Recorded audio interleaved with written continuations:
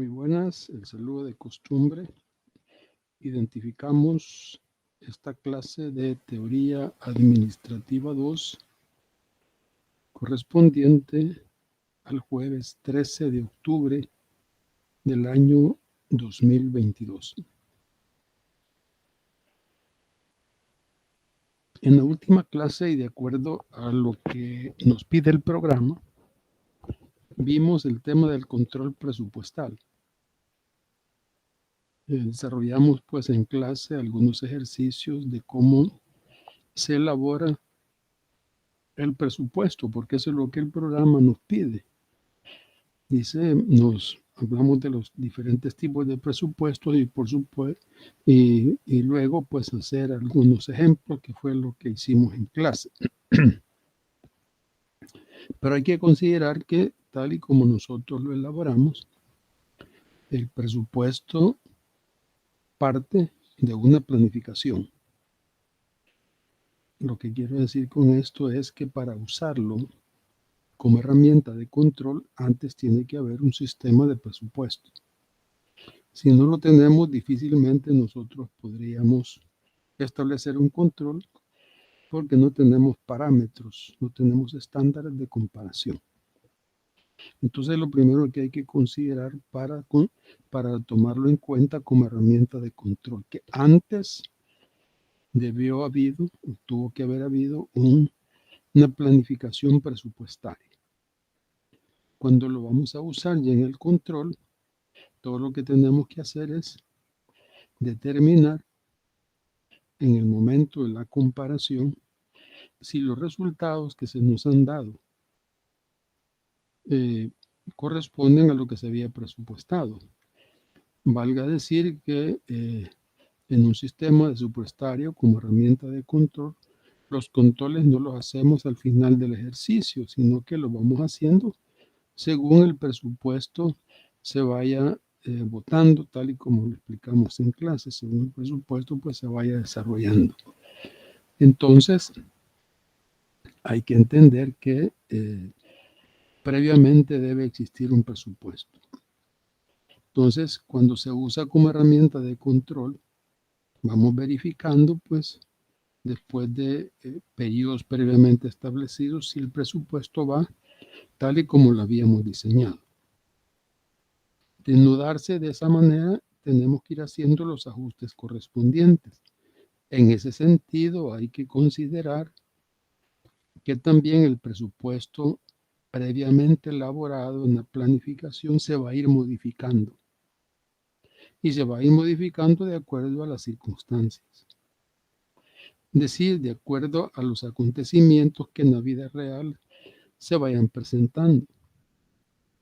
Ya sabemos que hay muchos acontecimientos que van a incidir pues, en el desenvolvimiento de una empresa. No solamente de carácter interno, sino generalmente de carácter externo. Es decir, todo lo que afecta el entorno de las empresas va a afectar, por supuesto, lo que dentro de la empresa se determina. ¿Verdad? Y pueden haber tanto, por ejemplo, acontecimientos climáticos, puede haber acontecimientos sociales, pueden haber incluso acontecimientos políticos, acontecimientos globales, mundiales. Podría existir cualquiera de eso y va, siempre y cuando nos afecte, va a afectar el presupuesto. Entonces, ahí es en donde lo tenemos que tomar como herramienta de control, siempre verificando si los resultados que se han dado son tal y como lo habíamos presupuestado. Entonces, ahí ya continuamos, no tenemos que esperar al terminar el ejercicio, sino que ahí es en donde continuamos con el proceso de control establecido y hacemos las correcciones correspondientes. Eso indica, y de acuerdo al proceso mismo del control y de acuerdo a la simultaneidad del proceso administrativo, que regresamos una vez más a planificar. En este caso solo hacemos los ajustes correspondientes para que ya el nuevo presupuesto se vaya convirtiendo igualmente en un estándar o en una herramienta de comparación. y así sucesivamente. Entonces, si nosotros, que tal y como lo vimos en clase, pues como originalmente se planifica. Pero de acuerdo a cómo se van presentando los hechos, hay que irlo, como ya lo dije reiteradamente, hay que irlo ajustando. Entonces hay que entender pues que el control presupuestal debe de manejarse de esa manera. Entonces no podemos nosotros hacer simplemente un control presupuestario si no hay un presupuesto. Y como todo presupuesto tenemos que entender que es un plan, y como todo plan, tal y como su nombre lo indica, es un supuesto, algo que podría suceder de acuerdo a nuestras proyecciones. Porque algo que nosotros no vimos en clase, y eso pues lo obviamos por el hecho de que nos interesaba más que otra cosa el hecho de establecer la dinámica del presupuesto. Sin embargo, para las cifras, por ejemplo, si la base de toda presupuestación es un presupuesto de ventas, entonces, pues para llegar a esas cifras, tenemos que haber usado pues algún método, ¿no? Algún cálculo. Y eso no lo vimos en clase, pero eso ahorita lo estoy aclarando para que se tome en consideración. Hay diferentes métodos, igual matemáticos y no matemáticos, para poder calcular las cifras en todo presupuesto. Hay algunas veces, en algunas ocasiones, se hacen cálculos matemáticos de acuerdo a cualquier fórmula, por ejemplo, los mínimos cuadrados, ¿verdad? Y luego se ajusta a través de otro método que no es matemático, que se llama combinación de factores, en donde normalmente pues vamos tomando en cuenta cuáles van a ser los factores positivos y negativos que van a incidir en el presupuesto. De tal manera que los positivos pues nos van a servir para tomarlos en cuenta y incrementar las cifras, pero los negativos nos van a servir para poderles restar las cifras. Entonces, en esta combinación de factores es en donde sale el presupuesto real, que ahí desde esa perspectiva se considera como un presupuesto ajustado. Entonces, eso es lo que realmente tenemos que considerar para que el presupuesto realmente cumpla su finalidad. Repito, como la materia no pide tocar el sistema presupuestario como tal, es decir, eso es lo que nos pide, pero no nos pide, por ejemplo, cómo calcular un presupuesto de venta, que eso me imagino que lo han de haber visto en otra asignatura o lo verán en el futuro. Si no, pues los invito a buscar siempre en la web los datos correspondientes. Ahí van a encontrar los diferentes métodos de cálculo para presupuestar las ventas. Entonces, entendiendo esa dinámica, continuaremos con lo que nuestro programa se llama control no presupuestario. La diferencia no está desde el punto de vista matemático o de modelos en ese sentido, sino que está básicamente en diferenciar lo que tiene como base el presupuesto y lo que tiene como base lo que no es un presupuesto. Entonces, lo que nos toca ver, de acuerdo a nuestro programa, son los siguientes temas. Por ejemplo, lo que es la información estadística. Pues esta sigue siendo una técnica cuantitativa, aunque no es presupuestaria, ¿verdad? Está también lo que son los informes y análisis de lo mismo, de los datos estadísticos, o sea, pues se refiere a la interpretación de los mismos. Luego está lo que es la observación personal, que esto ya es una consideración en base a la experiencia, y están las auditorías administrativas y contables. Dije que en términos generales las auditorías son pues administrativa. Y ahí dentro de los cuales se ubica la auditoría contable.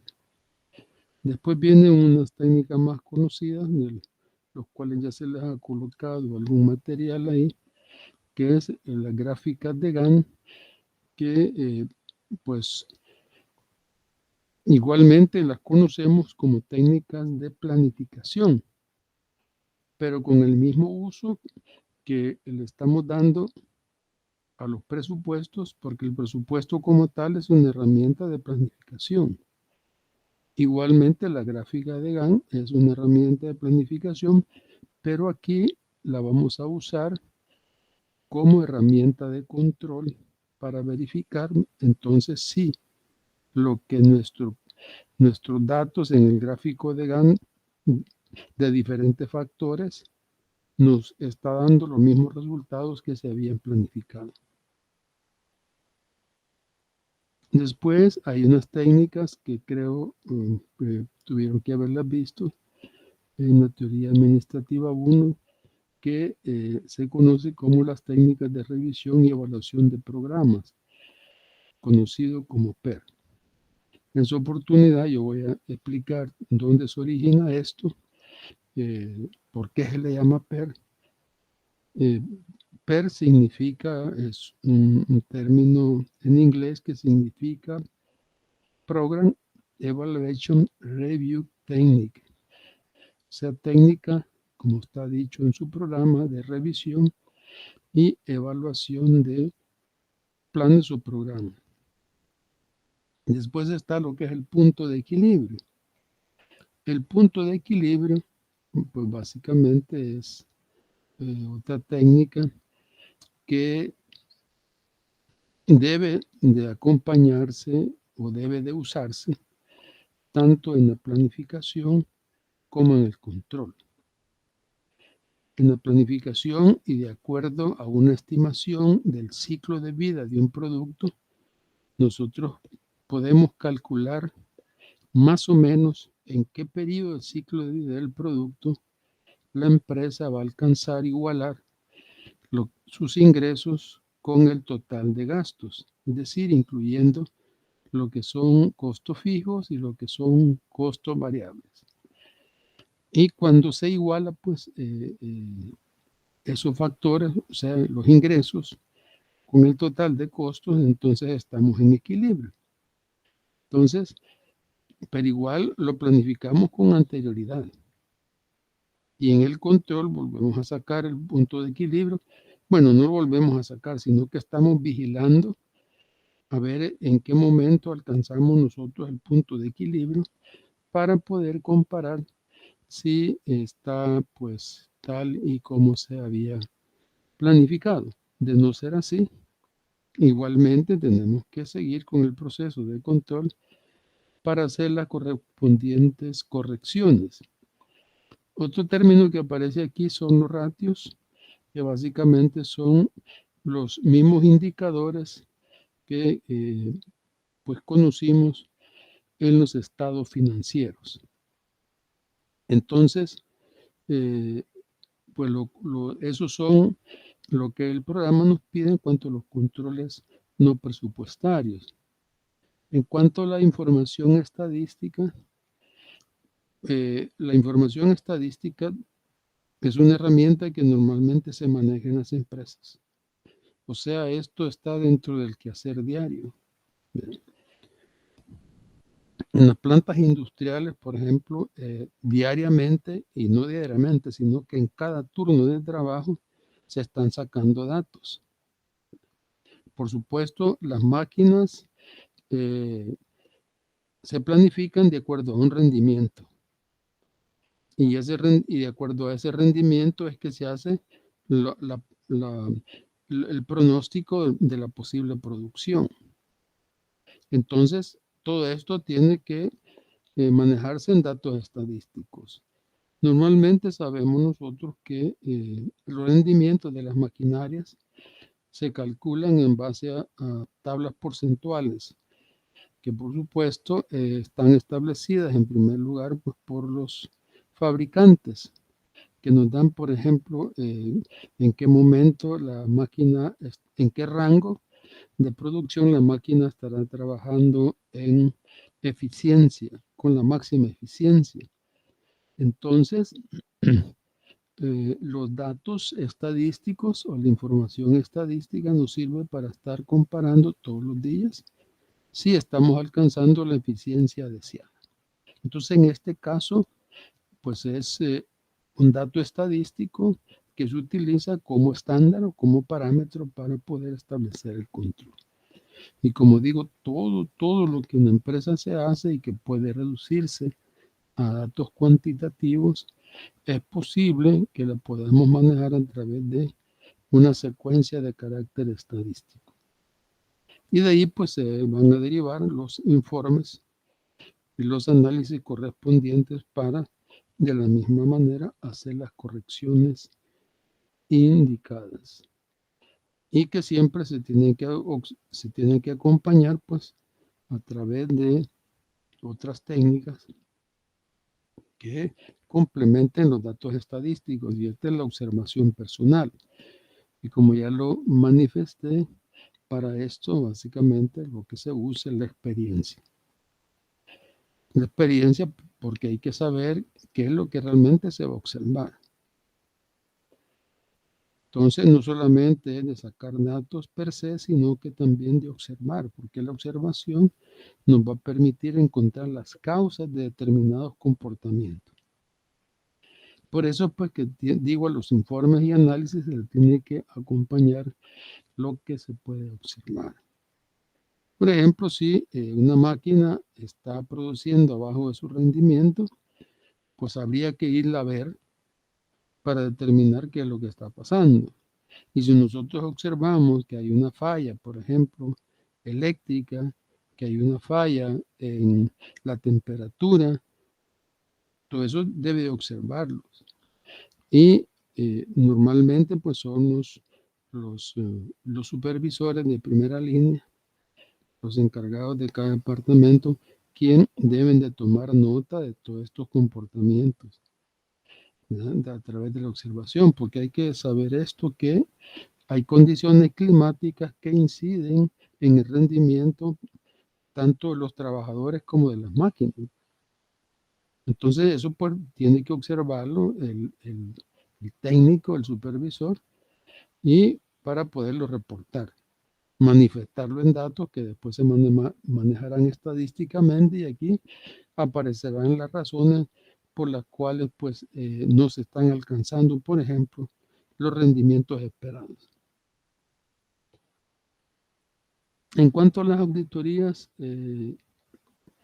decimos que en términos generales aquí se hace una división entre administrativas y contables, pero hay que entender pues que el término genérico es auditoría administrativa, donde, como digo, pues se hace una auditoría contable, que es parte de la misma, porque una auditoría administrativa cubre todas las actividades de la empresa, administrativamente hablando.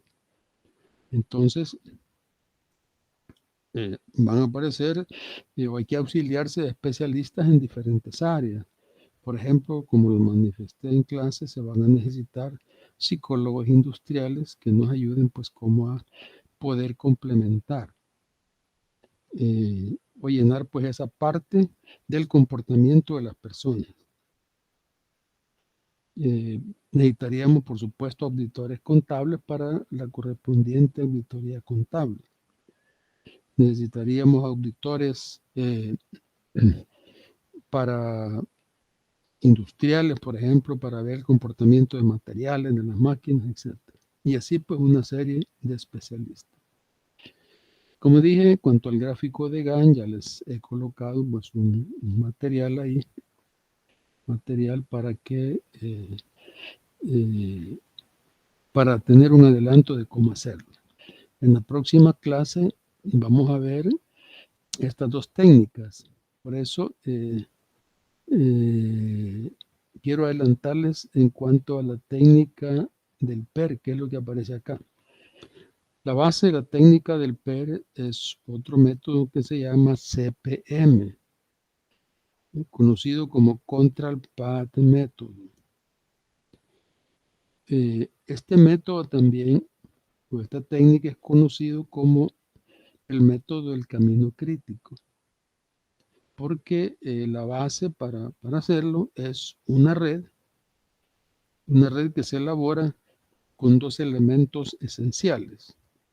Por una parte están los eventos que se representan gráficamente con un circulito y están las actividades que normalmente se representan con una flecha. Una flecha que debe estar orientada de izquierda a derecha siempre, ¿verdad? Porque el gráfico o las condiciones del gráfico no permiten una orientación diferente, porque entonces estaríamos retrocediendo en el proceso.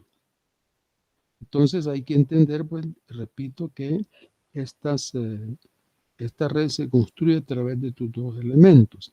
Hay un tercer elemento que normalmente se incluye por cuestiones de dibujo, por cuestiones de gráfico, que es conocido como actividad ficticia.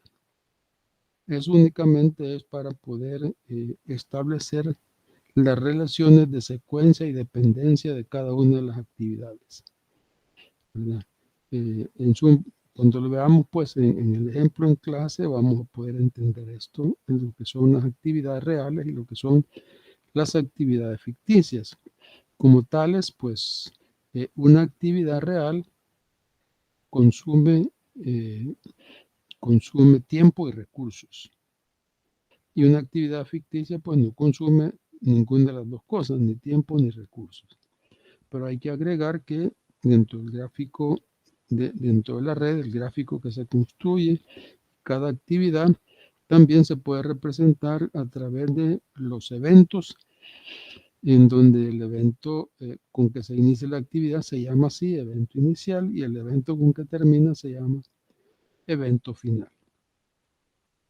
Entonces, esa es la base para el PER. ¿Dónde es que nace el PER? El PER usa igualmente la red, pero el PER nace cuando en el cálculo del tiempo, en tanto que en el CPM el tiempo puede calcularse arbitrariamente, o sea, pues de acuerdo al criterio, al conocimiento del programador. Pero en el PER debe usarse es una fórmula, PER es una fórmula que fue establecida pues por la NASA para poder programar y controlar la construcción del misil Polaris, ¿verdad? Que se necesitó pues de una herramienta bastante acertada para poder planificar y controlar, por ejemplo, el trabajo, porque para ese proyecto se necesitaron aproximadamente como entre 2.000 y 3.000 empresas que iban a participar. Entonces, como pueden darse cuenta, no se podía hacer una planificación en un gráfico de Gantt, porque cada empresa iba a tener, pues, tuvo diferentes actividades a realizar. Era todo un proyecto enorme. Entonces, se consideró que la mejor manera de hacerlo era a través del CPM en una red, pero que se debía de incluir un cálculo más,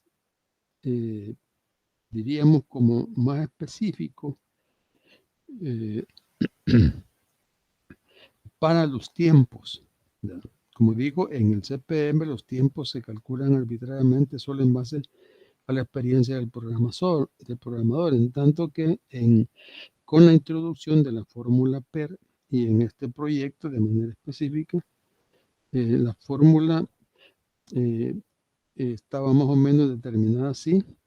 El tiempo se estimaba de esta manera. El tiempo estimado, el tiempo calculado era igual a el tiempo pesimista más 4 veces el tiempo optimista, todo esto dividido entre 6. si mal no recuerdo, esa es la fórmula. Entonces ahí salía pues el tiempo estimado para cada actividad.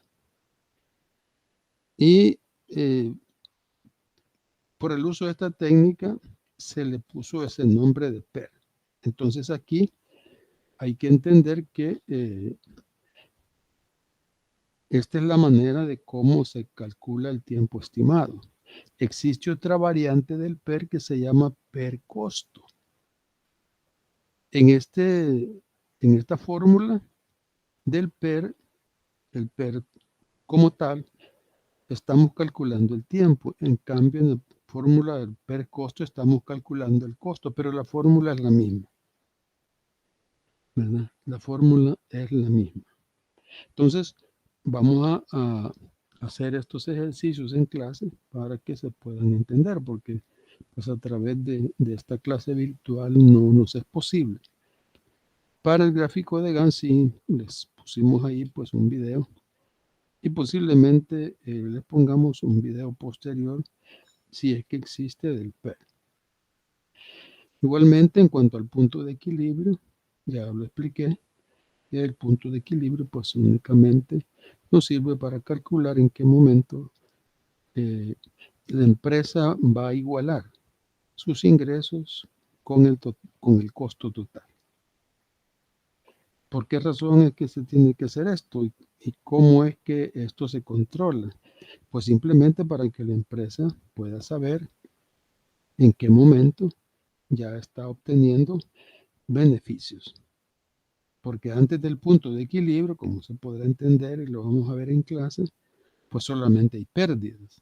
Pero a partir del punto de equilibrio ya hay beneficios. Entonces una empresa debe planificar eso, en qué momento esto se va a lograr. Igualmente se tiene que ir ajustando. Entonces, vamos a hacer un ejercicio también en clase de cómo es que se calcula. Más que todo, esto se debe entender gráficamente. Ustedes saben que lo gráfico se entiende mejor porque es lo teórico. Entonces eso lo vamos a tratar de hacer en clase. Ustedes lo van a seguir viendo en otras materias. Aquí pues lo estamos usando como técnica presupuestal. Puedo entender que algunas de estas cosas todavía no las han visto. Bien, entonces dejamos hasta aquí pues la clase de hoy para que pues en la clase presencial continuemos con los ejercicios.